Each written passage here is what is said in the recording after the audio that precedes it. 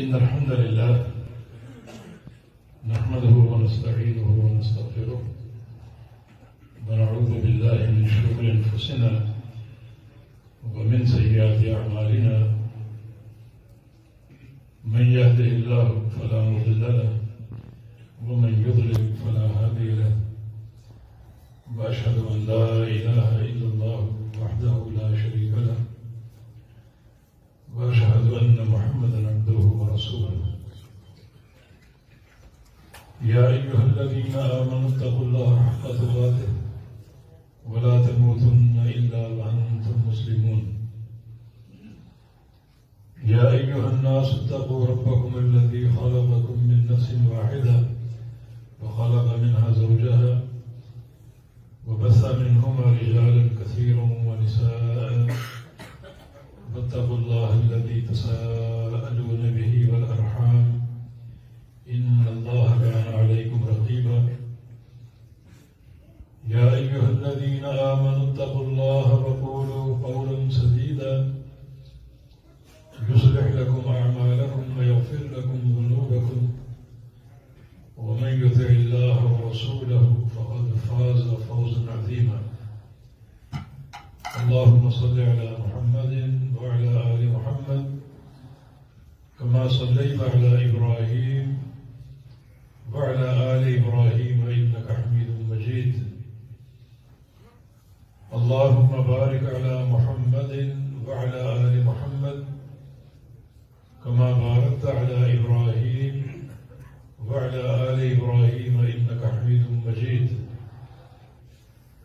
سبحانك لا علم لنا إلا ما علمتنا إنك أنت العليم الحكيم رب اشرح لي صدري ويسر لي أمري واحلل عقدة من لساني يفقهوا قولي لقد قال الله سبحانه وتعالى بعد أعوذ بالله من الشيطان الرجيم من همزه ونفخه ونفثه بسم الله الرحمن الرحيم قد أفلح من تزكى وذكر اسم ربه فصلى بل تؤثرون الحياة الدنيا والآخرة خير وأبقى إن هذا لفي الصحف الأولى صحف إبراهيم وموسى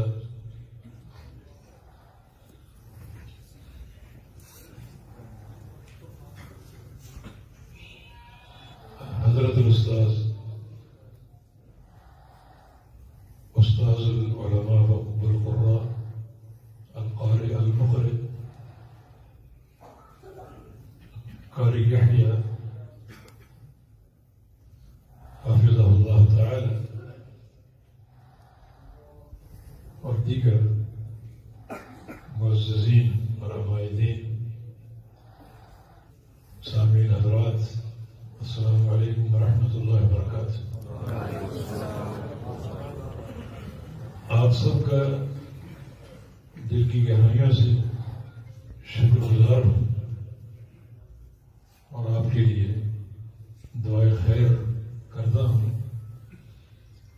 اور بالخصوص میرے عزیز بھائی علی حافظہ اللہ کے لیے جنہوں نے مسلسل رابطہ کر کے یہ پروگرام ممکن بنایا۔ مجھے اس قسم کے پروگراموں سے خاص دلچسپی ہوتی ہے، اور اس کی وجہ یہ ہے کہ ایک ہی مجلس میں نئے نئے چہرے دیکھنے کو ملتے ہیں، اور یہ زیارتیں صرف اللہ کی رضا کے لیے ہیں۔ کوئی دنیا کا مقصد نہیں ہے، نہ کوئی دنیا کی لالچ ہے، صرف اللہ تعالیٰ کی محبت کی بنا پر آپ سے محبت ہے، اور اسی تعلق کی بنا پر آپ سب کے چہرے دیکھ رہا ہوں۔ ایک حدیث قدسی میں رسول اللہ صلی اللہ علیہ وسلم کا فرمان ہے کہ اللہ فرماتا ہے وجبت محبتی للمتحابین فیہ وجبت محبتی للمتزاورین فیہ وجبت محبتی للمتجالسین فیہ۔ ان بندوں کے لیے میری محبت واجب واجب ہو جاتی ہے جو میری خاطر آپس میں محبت کرتے ہیں، اور ان بندوں کے لیے میری محبت واجب ہو جاتی ہے جو میرے رضا کے لیے آپس میں زیارتیں کرتے ہیں، ملاقاتیں کرتے ہیں، اور ان بندوں کے لیے میری محبت واجب ہو جاتی ہے جو میرے لیے میری خاطر آپس میں مل بیٹھتے ہیں۔ یہاں ہمارا ایک دوسرے کو دیکھنا اور جو مل بیٹھنا صرف اللہ کی رضا کے لیے ہے۔ اللہ تعالیٰ نے اسی طرح جنت الفردوس میں جمع کر دیا۔ ایک اور حدیث میں رسول اللہ صلی اللہ علیہ وسلم نے قیامت کے دن جب سارے اولین و آخرین میدان محشر میں جمع ہوں گے تو جن لوگوں کے لیے اللہ تعالیٰ کی طرف سے پہلے اعزاز کا ذکر کیا ہے وہ کون بندے ہوں گے؟ دو حدیثیں سن لیجیے۔ ایک نبی علیہ السلام کا ارشاد گرامی کہ اللہ تعالیٰ فرمائے گا اين المتحابون بی، میرے وہ بندے کہاں ہیں جو دنیا میں میری خاطر محبتیں کرتے تھے؟ انہیں اللہ تعالیٰ اٹھنے کی توفیق دے گا اور ان کے لیے پہلا اعزاز یہ ہوگا کہ لہم منابر من نور یغبطہم النبیون والصدیقون والشہداء، کہ ان کے لیے نور کے ممبر تیار ہوں گے جن پر اللہ ان کو بٹھائے گا، اور انبیاء، صدیقین اور شہداء انہیں دیکھ کر رشک کریں گے۔ اللہ تعالیٰ مجھے اور آپ کو بھی ان بندوں میں شامل کرے۔ بہت بڑی سعادت ہے جس دن بہت سے بندے اپنے سروں کے بل چل رہے ہوں گے، کیا ان کے گناہ ہوں گے اور کیا ان کی معصیتیں ہوں گی، کیسے ان کے گندے عقیدے ہوں گے کہ ٹانگوں کے بل نہیں بلکہ سروں کے بل چل رہے ہوں گے۔ صحابہ نے تعجب کیا کہ سروں کے بل کیسے چلیں گے؟ رسول اللہ صلی اللہ علیہ وسلم نے ارشاد فرمایا کہ ان الذی انشاهم علی ارجلهم لقادر علی ان یمشیهم علی رؤوسهم، جو ذات قدموں سے چلانے کی توفیق دیتا ہے، طاقت دیتا ہے، وہی ذات قادر ہے سروں کے بل چلانے کی بھی قدرت ہے۔ تو کیسے وہ گناہ گار ہوں گے، معصیتوں میں ڈوبے ہوئے کہ میدان محشر میں سروں کے بل چل رہے ہوں گے؟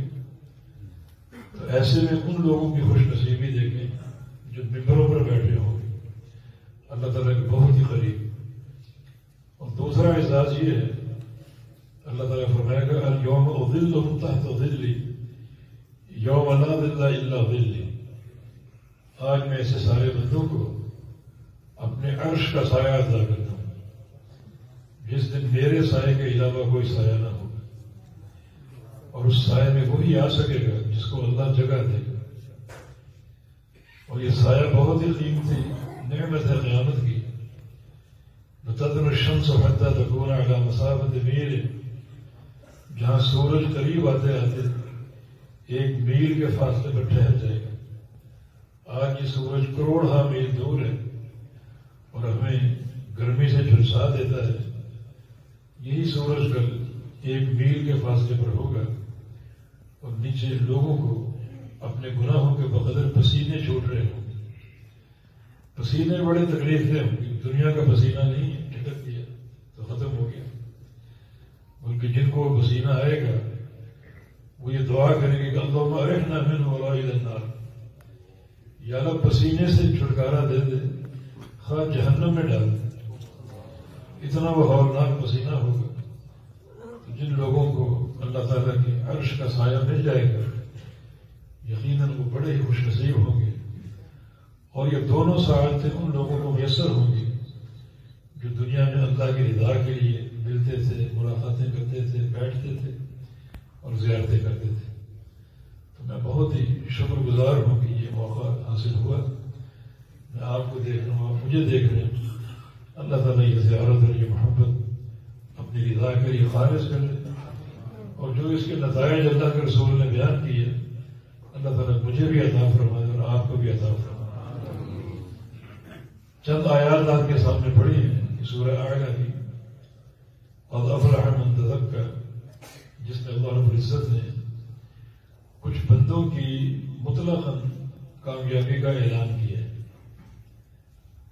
قد، کچھ طلبہ یہاں موجود ہوں گے، ان کے ساتھ تھوڑی سی تکرار ہو جائے۔ یہ قد حرف تحقیق ہے، جو فعل پر داخل ہوتا ہے اور اس فعل کو موقت کر دیتا ہے، اس میں تاکید اور پختگی پیدا کرتا ہے، جس کا معنی یقیناً، بلا شبہ اور تحقیق۔ افلح آگے ماضی کا صیغہ ہے جو گزرے ہوئے زمانے پر استعمال ہوتا ہے۔ اس کا معنی کریں کہ یقیناً وہ شخص کامیاب ہو گیا، فلاح پا گیا۔ حالانکہ کامیابی آگے آنے والی مستقبل، مگر مستقبل کی تعبیر ماضی کے صیغے سے کی۔ یقین در یقین، جو کام آئندہ ہونے والا ہو اس میں شک ہو سکتا۔ آپ کہیں کہ کل میں فلاں جگہ جاؤں گا، ہو سکتا نہ جا سکے، مستقبل کی خبر۔ اور آپ کہیں کل میں فلاں جگہ گیا تھا، تو یہ یقینی خبر ہے، یقیناً گئے تھے۔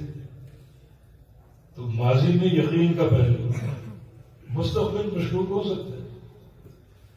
حالانکہ مستقبل کی خبر اللہ دے گا تو اس میں یقین ہی یقین، مگر خالق کائنات نے اس خبر میں مزید یقین پیدا کر دیا۔ قد کا صیغہ جو حرف تحقیق ہے اور افلح ماضی کا صیغہ، کہ وہ لوگ فلاح پا چکے ہیں، وہ لوگ کامیاب ہو چکے ہیں جو ان تین اصولوں کو اپنا لیں۔ اور یہ فلاح بھی مطلق ہے، یہ نہیں کہا کہ افلاح فی الآخر، کہ قیامت کے دن فلاح پائیں گے، نہ یہ کہا کہ افلاح فی الدنیا، دنیا میں فلاح پا گئے، نہ یہ کہا کہ افلاح فی القبر، وہ قبر میں کامیاب ہو جائے گا۔ نہیں، اس فلاح کو مقید نہیں کیا کسی مقام اور کسی زمانے کے ساتھ، بلکہ مطلق دنیا کی فلاح ہے، قبر کی فلاح ہے اور آخرت کی فلاح ہے، مطلق کامیابی، مطلق فلاح ہے۔ یہ کسی ٹھکانے کو مقید نہیں کیا، یہ فلاح کب پائے گا، ہمیشہ پائے گا۔ جیسا کہ رسول اللہ صلی اللہ علیہ وسلم نے اعلان کیا تھا اپنی پہلی دعوت میں کہ ایھا الناس قولوا لا الہ الا اللہ تفلحوا، کہ تم یہ کلمہ پڑھ دو، لا الہ الا اللہ، جو کلمہ توحید ہے، جو عقیدے کی اساس ہے، اللہ تعالیٰ کی الوہیت کا ذکر ہے، نفی و اثبات ہے۔ اثبات کا معنی صرف اللہ ہی معبود ہے، سچا اور حق، اور نفی کا معنی اس کے سوا کوئی معبود نہیں۔ تو نفی اور اثبات کے ساتھ یہ کلمہ پڑھ دو، قبول کر دو، تم فلاح پا جاؤ۔ مطلق فلاح ہے، دنیا کی، قبر کی، آخرت کی۔ یہاں بھی اس فلاح کو مقید نہیں کیا، مطلق یہ فلاح ہے اور کامیابی ہے۔ صرف تین اصول اپنانے ہیں، اصول ثلاثہ، انہیں سمجھ لو، اپنا لو، یقیناً تم فلاح پا جاؤ گے اور اللہ تعالیٰ کے ہاں تم کامیاب قرار پاؤ گے۔ وہ اصول ثلاثہ کے پہلے بات یہ سمجھے کہ اخروی فلاح کیوں ضروری ہے،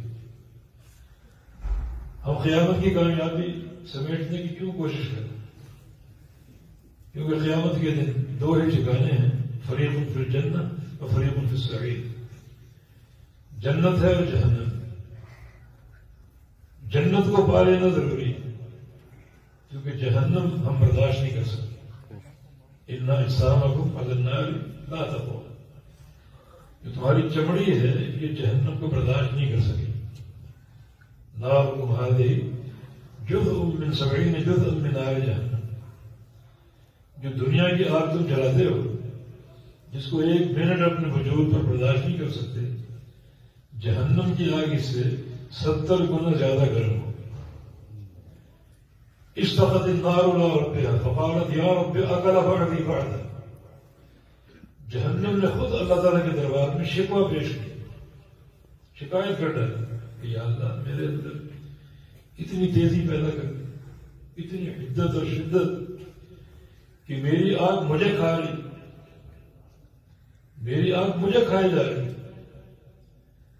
اتنا یہ شدید عذاب، جس کو عذاب شدید، عذاب علیم اور عذاب مہین کہا گیا، بڑا ہولناک عذاب ہے. اس سے بچاؤ حاصل کرنا تمہاری ضرورت ہے. اس آگ کو تم برداشت نہیں کر سکو. تو فلاح کے اصول موجود ہیں، جو ضابطہ ہے کامیابی حاصل کرنے کا، جہنم سے بچنے کا، اس کے ضوابط موجود ہیں. انہیں آج سمجھ لو. دنیا کی زندگی موجود ہے، سمجھنے کا موقع موجود ہے. تم کو پہچان لو اور سمجھ لو تاکہ اخروی فلاح حاصل کر سکو. اور کامیابی یہی ہے، من زحزح عن النار ادخل الجنہ فقد فاز. ہماری فہرست میں کامیاب کون ہے؟ جس کو جہنم سے بچا دیا جائے اور جنت میں داخل کر دیا جائے، وہ کامیاب. باقی یہ دنیا کی فیکٹریاں، انڈسٹریاں اور یہ بینک بیلنس اور دنیا کے کاروبار، خزانے، یہ دنیا کے عہدے اور کرسیاں، یہ باہر کے ویزے، یہ ہمارے ہاں فلاح نہیں، یہ کامیابی نہیں. یہ چھوٹے چھوٹے وہ امور ہیں جو دنیا میں آپ کو حاصل ہوتے ہیں. اصل کامیاب وہ ہے جس کو جہنم سے بچا دیا جائے اور جنت میں داخل کر دیا جائے. اس کے لیے 3 ضابطے بیان ہوئے. من تزکر، جو پاک ہوا، جس نے اپنے آپ کو پاک کر لیا، پاک صاف ہو گیا. اور یہ پاکی اور صفائی، اس کا تعلق اندر سے. ظاہری پاکیزگی تو آپ جانتے ہیں، بندے کا جسم پاکیزہ ہو، لباس پاکیزہ ہو، وہ بھی ضروری ہے. لیکن اصل جو تزکیہ اور طہارت ہے وہ باطن کی ہے، انسان کے دل کی، انسان کی روح کی. کہ بندہ یہاں سے پاک ہو جائے، یہاں سے صاف ہو جائے، ہر قسم کی شرک سے، کفر سے بچ کر، بدعت یا بدعت کی محبت سے بچ کر، اور جو بھی امور ہیں تزکیہ کے تعلق سے، انہیں اپنے اندر پیدا کریں. لیکن معصیت جتنی بڑی ہوتی ہے اتنا دل پر سیاہی کے دھبے زیادہ رہتے ہیں. نبی علیہ السلام کا ارشاد کرم ہے، اذا اذنب ابن آدم نوکت فی قلبہ نقطۃ سوداء. انسان جب کوئی گناہ کرتا ہے تو اس کے دل میں ایک سیاہ نشان لگا دیا جاتا ہے. سیاہ نشان، گناہ ہو گیا، نشان لگے.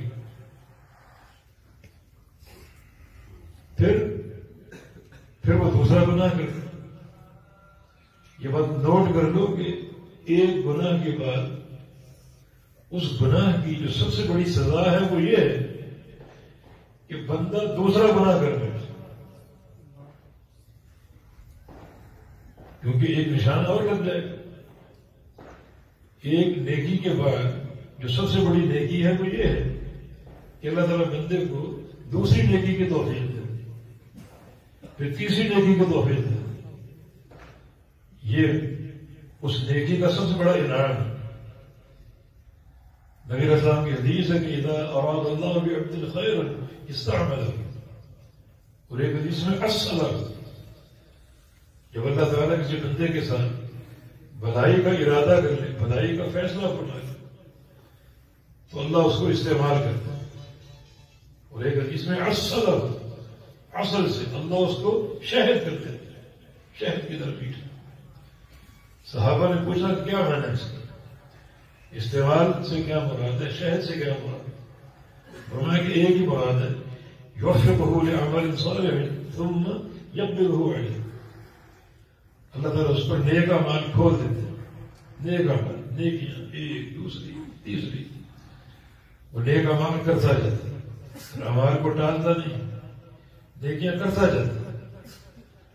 اور نیکیاں کرتے کرتے اللہ تعالیٰ اس کو اپنے پاس بلا لیتا ہے. نیکیاں کرتے ہیں، یہ اللہ تعالیٰ کا بھلائی کا ارادہ ہے.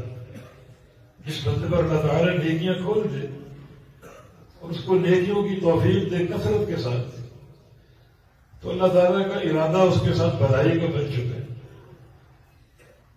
وہ اللہ تعالیٰ کی محبتوں اور رحمتوں کا مستحق بن چکے ہیں.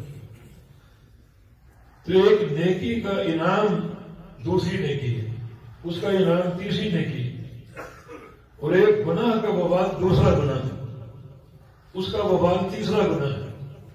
جو گناہ کرے گا یہ نقطے بڑھتے جائیں حتیٰ کہ گناہوں کی کثرت سے دل سیاہ ہو سکتا ہے، اور دل کا سیاہ ہونا اللہ تعالیٰ کی مہر ہے، وہ عذاب ہے جو کبھی ٹوٹے گا نہیں.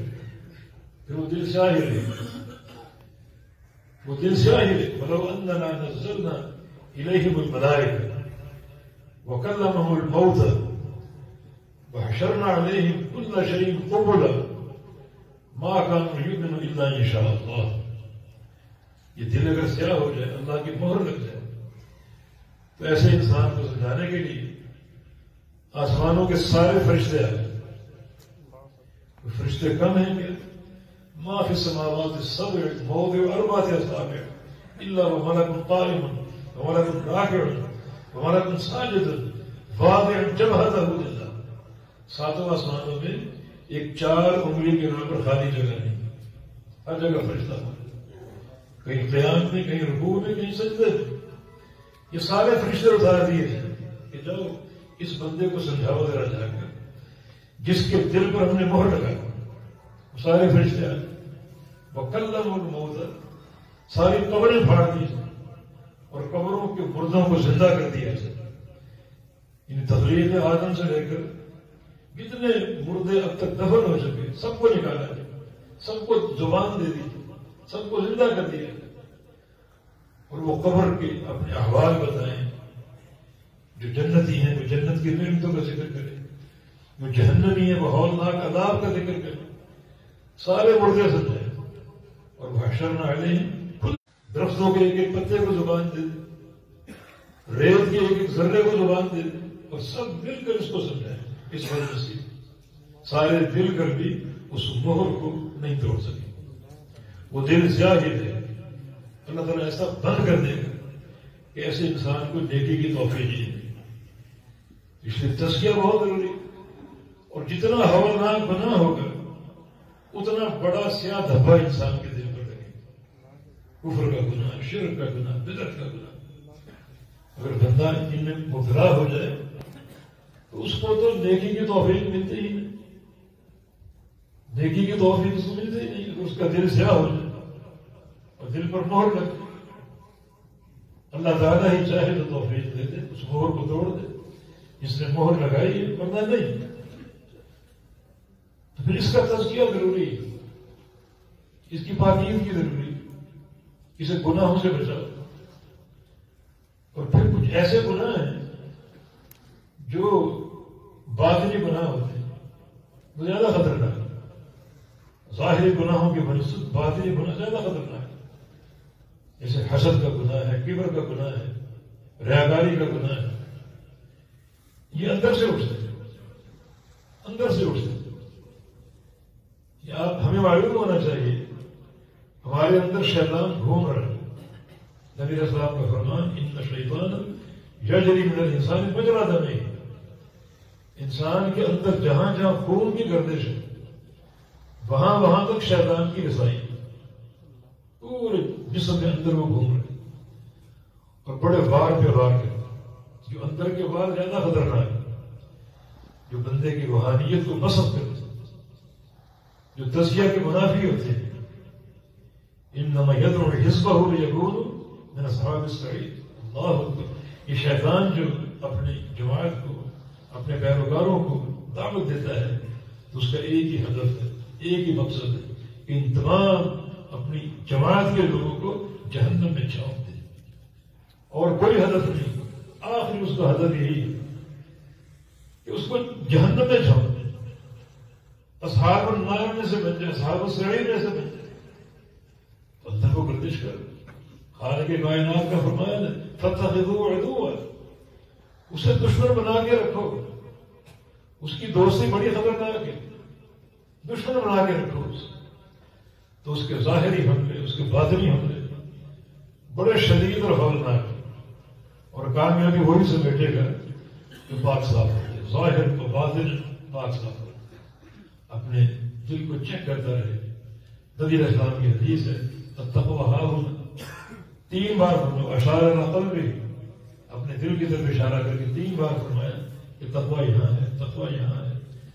جو اللہ تعالیٰ کا خوف ہے وہ بندے کے دل کے اندر ہے، اس کو تقویٰ کا مرکز بنا لو، یہ سدھر گیا تو ہر چیز سدھر جائے گی، کیونکہ دل جو ہے وہ اشرف الاعضاء ہے، سارے اعضاء کا سردار یہ دل، تو آنکھیں ہوں، کان ہوں، ناک ہو، زبان ہو، ہاتھ پاؤں ہو، شرمگاہ ہو، سب کا سردار یہ دل، اور سب کو احکام یہاں سے ملتے ہیں۔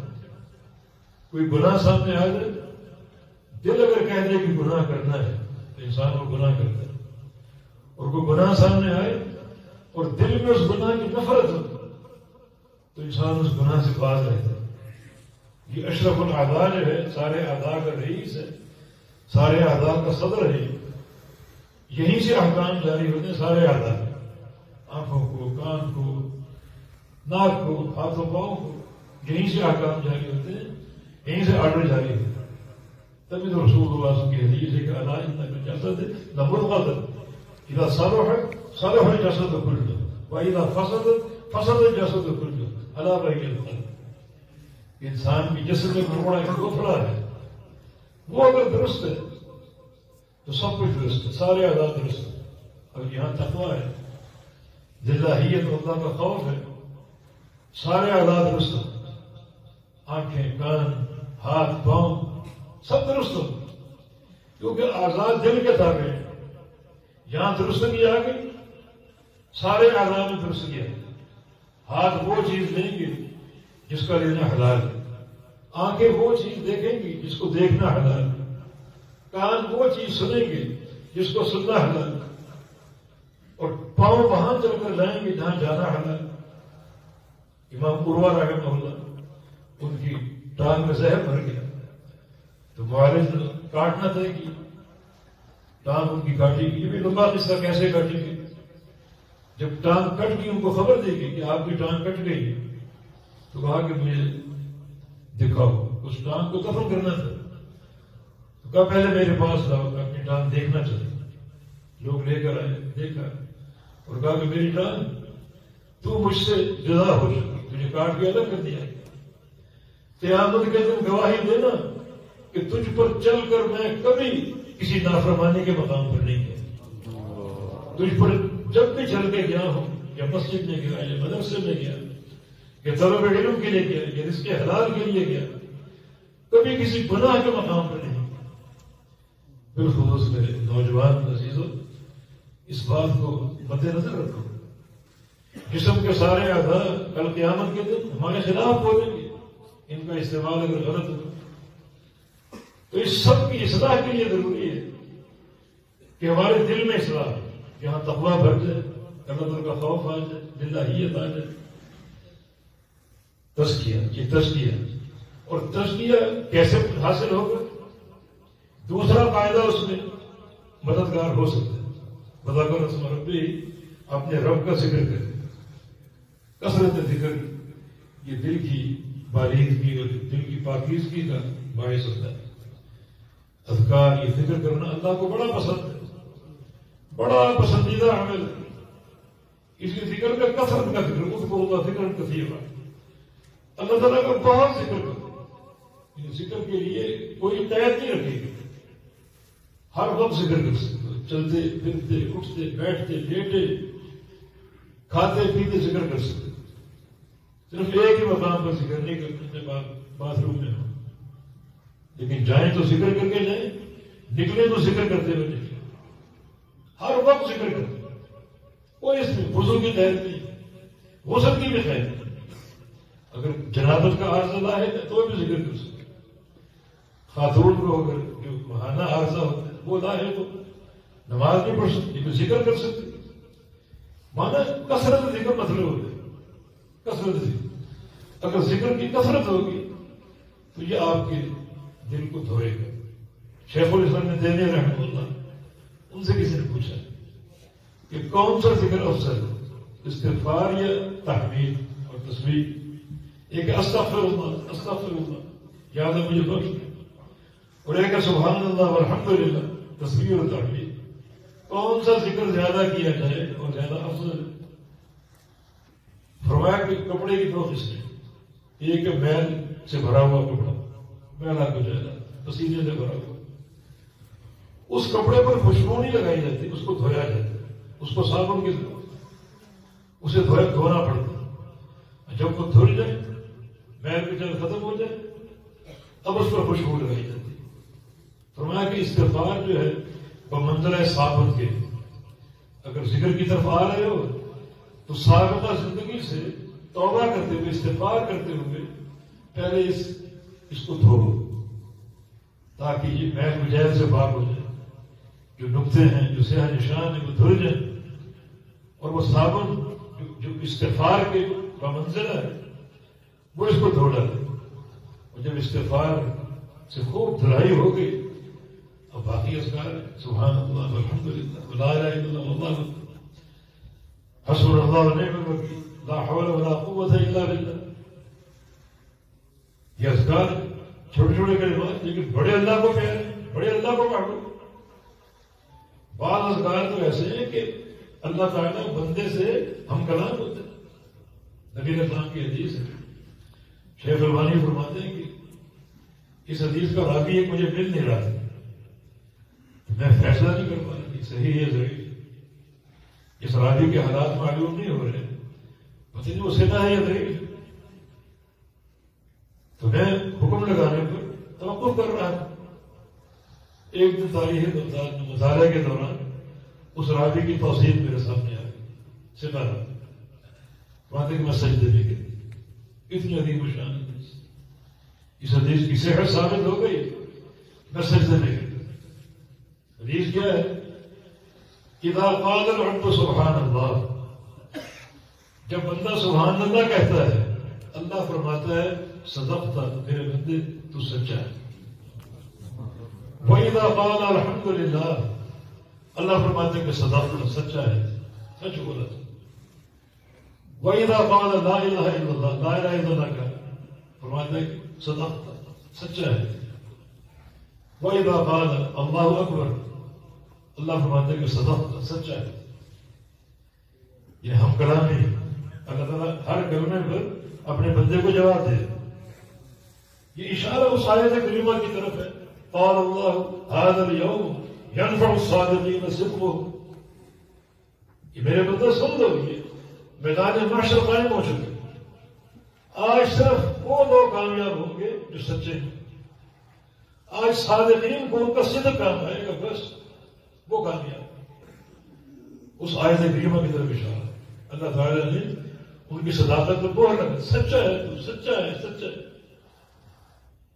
بندہ سوچتا ہے کہ یہ سارے کام تو اللہ کے لیے، میرے لیے کیا ہے، کچھ میں بھی مانگوں، تو وہ کہتا اللہم اغفر لی وارحمنی وعافنی وارزقنی، چار کلمات وہ تھے، چار کلمات یہ، یا اللہ مجھے بخش دے، اللہ فرماتا قد فعلت بخش دے، یا اللہ مجھے رحمت عطا فرما دے، فعلت رحمت دے دی،